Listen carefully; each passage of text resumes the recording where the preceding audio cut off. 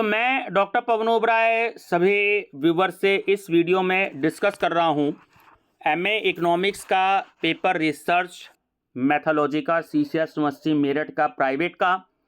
और आप सभी स्टूडेंट्स की डिमांड रहती है कि सर लास्ट ईयर के पेपर्स जो अपलोड कर दीजिए, तो मेरा पूरा प्रयास रहता है जो भी कोई पेपर्स मिल जाए।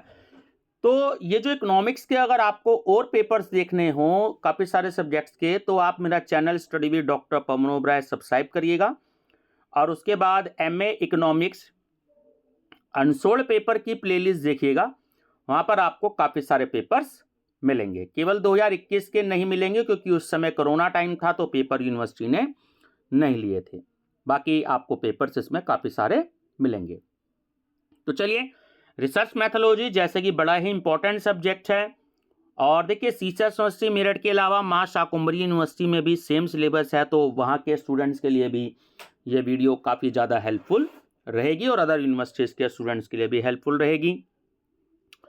तो नंबर फर्स्ट क्वेश्चन है, अनुसंधान शब्द से आप क्या समझते हैं? एक अनुसंधान का आयोजन करते समय आप जिन प्रारंभिक बातों पर विचार करेंगे उनका वर्णन कीजिए। What do you understand by the term research? Describe the preliminary steps you would take in planning a research. Second, सामाजिक अनुसंधान की ऐतिहासिक पद्धति एवं सांख्यिकीय पद्धति की विस्तार से व्याख्या कीजिए। Explain in detail historical methods and statistical methods of social research.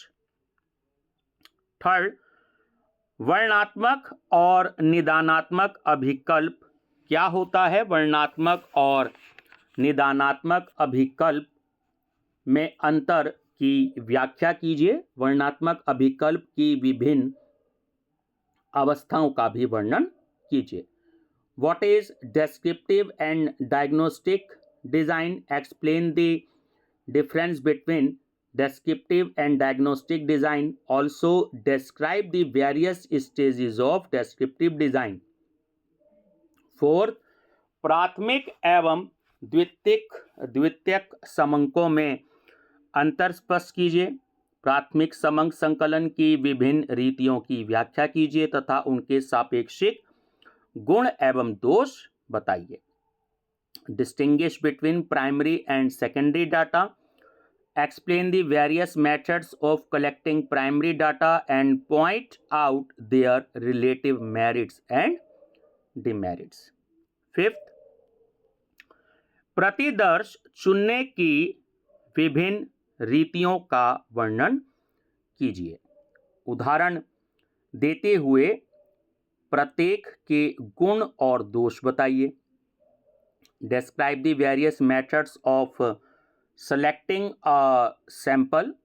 State the merits and demerits of each, giving examples. Question number 6, काई वर्ग परीक्षण क्या है? इसके विभिन्न अनुप्रयोगों की उदाहरण सहित व्याख्या कीजिए। What is chi square test? ये जो एक्स का स्क्वायर होता है ना स्टूडेंट्स, इसे ही हम डिनोट करते हैं, प्रेजेंट करते हैं काई स्क्वायर टेस्ट से, ठीक है। Explain its various applications with examples. थोड़ा सा इसका न्यूमेरिकल प्रैक्टिस कर लीजिएगा, कभी कभी एग्जाम में न्यूमेरिकल भी आ जाता है काई स्क्वायर टेस्ट का। 7th, शून्य परिकल्पना और वैकल्पिक परिकल्पना में अंतर स्पष्ट कीजिए। परिकल्पना की जांच कैसे की जा सकती है? वर्णन कीजिए। Distinguish between null hypothesis and alternative hypothesis. Describe how a hypothesis is tested. 8th, Bharat में राष्ट्रीय लेखा सांख्यिकी के गठन एवं कार्यों का वर्णन कीजिए। इसे अधिक उपयोगी और प्रभावशाली बनाने के लिए आप क्या सुझाव देंगे? Describe the organization and functions of national account statistics in India. What suggestions would you offer to make it more useful and effective? 9th, केंद्रीय मंत्रालयों में सांख्यिकीय व्यवस्था का संक्षिप्त विवरण दीजिए। भारत सरकार के इन विभागों में सांख्यिकीय विभाग स्थापित करने की क्या आवश्यकता है? इन विभागों के कार्यों में समन्वय कैसे स्थापित होता है?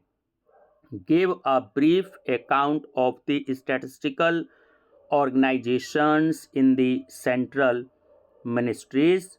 What is the necessity of establishing statistical sections in separate departments of the government of India? How is their work coordinated? And last question है क्वेश्चन नंबर 10, निम्नलिखित में से किन्हीं दो पर संक्षिप्त टिप्पणियां लिखिए। Write short notes on any two of the following. A, world bank, विश्व बैंक। दूसरा, अंतर्राष्ट्रीय मुद्रा कोष, इंटरनेशनल मॉनेटरी फंड्स, है ना। और सी है आपका सामाजिक अनुसंधान की विशेषताएं, करेक्टरिस्टिक्स ऑफ सोशल रिसर्च। और चौथा है आपका एफ टेस्ट। तो देखिए, chi square test, F test, t test, Z test, तो सारे आपके स्मॉल सैंपल में आते हैं। और लार्ज सैंपल और स्मॉल सैंपल के ये जो दो चैप्टर्स हैं, आप इनको अच्छे से प्रिपेयर करके जाइएगा। कभी कभी रिसर्च मैथोलॉजी में इनके जो न्यूमेरिकल्स हैं वो भी पूछ लिए जाते हैं। तो ये था क्वेश्चन पेपर रिसर्च मैथोलॉजी का। तो इसमें मैंने ऑप्शनल पेपर्स और कंपलसरी पेपर्स सभी मैंने अपलोड कर दिए हैं स्टूडेंट्स।